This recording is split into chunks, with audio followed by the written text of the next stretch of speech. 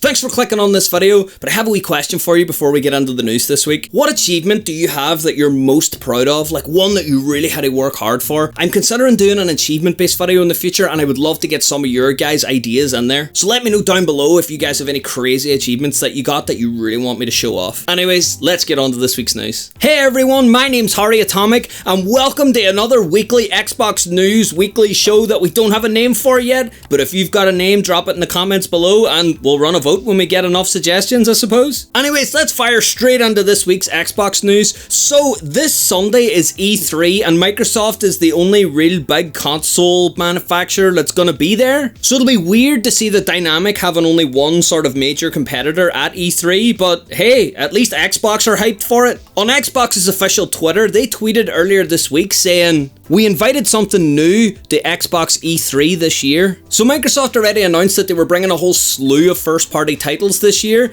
So if they already announced that, then what could this be about? My prediction is that maybe they're going to be bringing some big third-party announcement to E3 this year. It could tie in with the rumor that came out last week saying that Microsoft could potentially be stealing a large exclusive away from PlayStation. Who knows, but we're going to have to tune into E3 to find out. Also, I'll be doing a special E3 episode early next week where we'll just run through all of the stuff that Microsoft announced at this year's E3. Now, the E3 festivities don't stop there.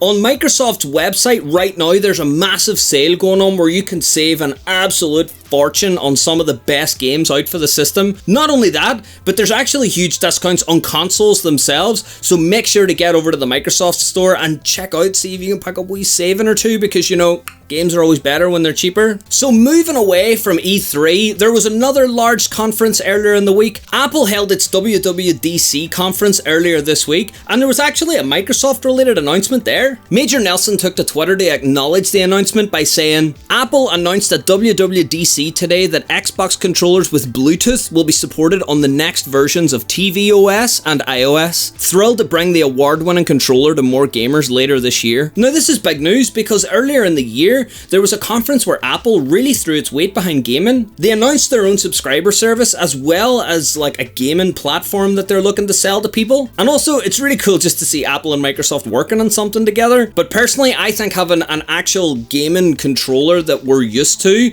will go a long way in converting some people over to Apple's gaming platform. What do you guys think of the Apple gaming platform? Were you won over by it earlier in the year? Is this announcement going to change your mind at all, knowing that you'll be able to play on like a comfortable, familiar setting? Let me know in the comments below and we can have a chat about it. So moving on to a slight rumour that came out this week surrounding gamertags. Now, I don't know about you, but I'm super proud of my gamertag. I know that whenever you choose a name, there's nothing worse than not getting the one that you want or having to change letters to make it kind of fit. I'm so happy that I got HarryAtomic as a gamertag, and I feel like a sense of connection to all the hours and years, I suppose, I've put into like getting my gamer score up and like playing loads of games. But it seems, according to Windows Central and some investigation that they were doing, that there could be a change to the way gamertags work on the horizon. So apparently Microsoft are going to change the way that their social hub and gamertags work and adopt a more Discord central model. So this means potentially that gamertags will work the same way as Discord usernames. You know the way in Discord that you can pick whatever username you want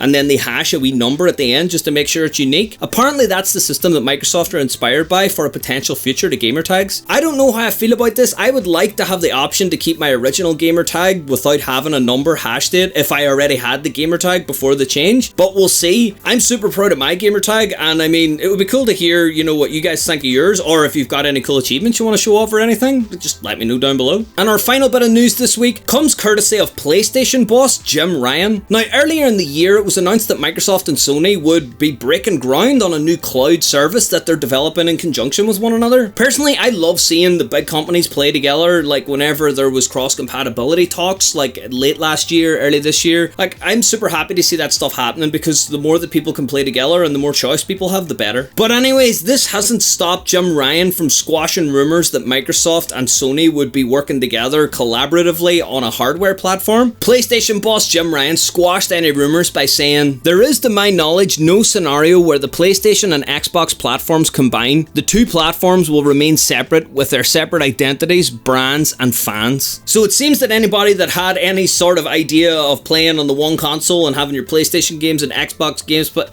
I don't think that that's going to happen anytime soon. Personally, I didn't think that that was going to happen anyway. I mean, competition is good for a market, so I kind of want to see them separate, but things like online play, like I like seeing those things get more integrated. I have friends who play on PlayStation and I have friends who play on Xbox, and I would love to just be able to play one massive game with everyone rather than swapping between systems. So that's all the Xbox news for this week. If you have any thoughts on any of the stuff I've talked about, mention them down below in the comments and we can keep chatting about them. Other than that, make sure to join the Xbox 360 Hub Discord. On there, we chat about upcoming Xbox stuff all the time, so if you want to have a good discussion surrounding any Xbox news, that's your place to go. So if you like Xbox content on YouTube, then consider subscribing to this channel. I try to put out a video every other day, and we just chat about everything Xbox related from all generations. Anyways, thanks for watching this video. I'll see you guys next time.